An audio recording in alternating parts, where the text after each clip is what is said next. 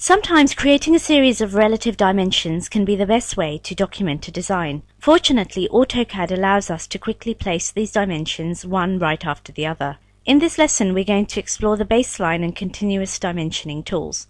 On my screen, I have a drawing that represents a road cross-section, and I would like to dimension several of these features to the left and right side of the center line. I'll start by creating a linear dimension from the center line to the right side edge of the pavement. I'll pull this up and click to place it. At this point, I would like to pick up where I left off and dimension from the edge of pavement to the top back of curb. Rather than relaunching the linear command, I'm going to access the continuous dimensioning tool. Now I'm afraid we won't find this tool in the annotation panel. This is actually a subset of the annotation tools. To find the continuous tool, I'll come over to the Annotate tab, and then I'll come over to the Dimensions panel, open the menu, and I'll choose Continue.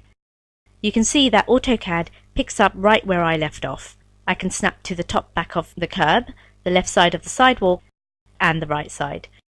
When I'm finished, I'll press Escape. I'm sure you'll agree that creating a continuous string of dimensions is much faster using this tool than it would be to create these manually. Let's pan the drawing over to the left side. And let's say that I'd like to dimension the same features over here, except this time I'd like the dimensions to be relative to the center of the road.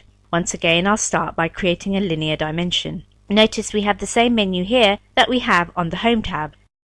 I'll go from the center line to the left side edge of pavement, and I'll pull this up and snap to the end of my other dimension. I'll then move up to the Dimensions panel, open the menu, and choose Baseline. And I'll go to the top back of curb, the right side of the sidewalk, and the left side. When I'm finished, I'll press Escape. In the event you're creating baseline dimensions to a common point, this is the best way to go. Now I'm all about shortcuts. Let's take a look at one. I'm going to back up a little bit. We'll pan the drawing down, and I'm going to go back to the Home tab. Let's say that I'd like to create another baseline dimension from this last one to the property line. Rather than going back to the Annotate tab, I'm going to select this last dimension. I'll hover over the arrowhead grip on the left side, and from the menu, I'll choose Baseline. I can then come over and snap to the end of my property line. Notice I could keep going if I wanted to. When I'm finished, I'll press Escape twice to exit the command.